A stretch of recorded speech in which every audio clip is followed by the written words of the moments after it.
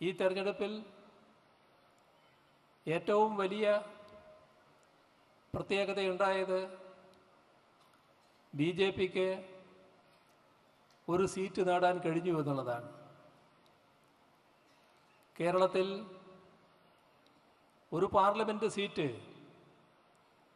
B J പിക്ക് നേടാനായി എന്നത് ഗൗരവപൂർവം പരിശോധിക്കേണ്ട കാര്യമാണ്. അതിനിടയാക്കിയ ഒട്ടേറെ ഘടകങ്ങളുണ്ട്. ആ ഘടകങ്ങളിൽ ചില കാര്യങ്ങൾ ഗൗരവമായി വിവിധ വിഭാഗങ്ങൾ പരിശോധിക്കേണ്ടതായിട്ടുമുണ്ട്. ബി ജെ പിയെ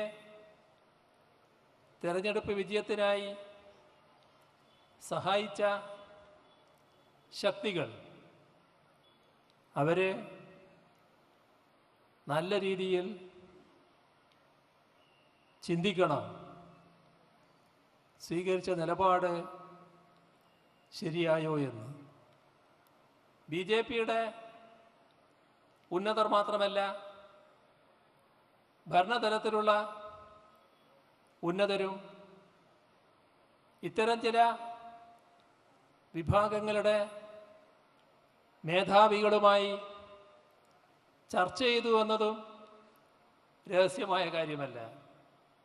ഇന്നത്തെ കാലത്ത് ഒന്നും രഹസ്യമല്ലല്ലോ. എല്ലാം അപ്പോഴല്ലെങ്കിലും പിന്നീട് പരസ്യമാവുമല്ലോ. ആ ചർച്ചയിലൂടെ നേരത്തെ തന്നെ പരസ്പര ധാരണ ഉണ്ടാവുകയായിരുന്നു. ഇപ്പോൾ തെരഞ്ഞെടുപ്പ് കഴിഞ്ഞല്ലോ. തെരഞ്ഞെടുപ്പിൽ ഈ പരസ്പര ധാരണയുടെ ഭാഗമായി നിലപാടുകളും സ്വീകരിക്കപ്പെട്ടല്ലോ. ഇനിയെങ്കിലും ചെയ്തത് ശരിയായോ എന്ന് അത്തരം ആളുകൾ ചിന്തിക്കണം എന്നാണ് അഭ്യർത്ഥിക്കാനുള്ളത്.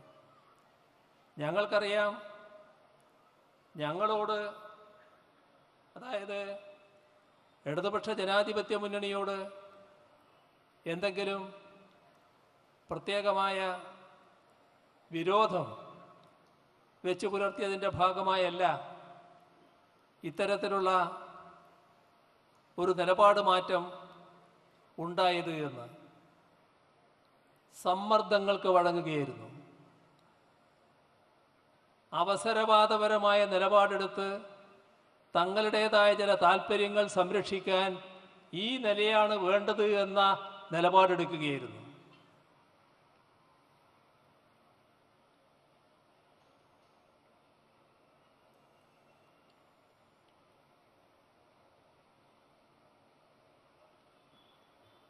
അതിനപ്പുറം ഞാനിപ്പോൾ കടക്കുന്നില്ല.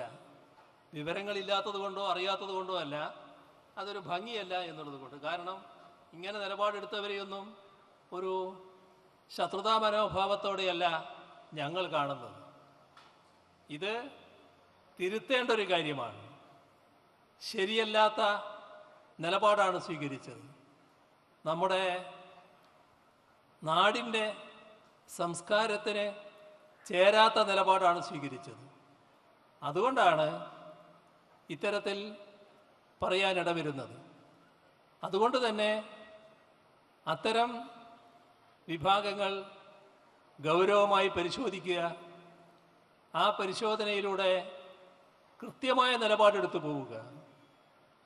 ഒരുപാട് സഹോദരങ്ങൾ നമ്മുടെ രാജ്യത്തിൻ്റെ വിവിധ ഭാഗങ്ങളിൽ വലിയ തോതിലുള്ള ആക്രമണത്തിനിരയായിട്ടുണ്ട്.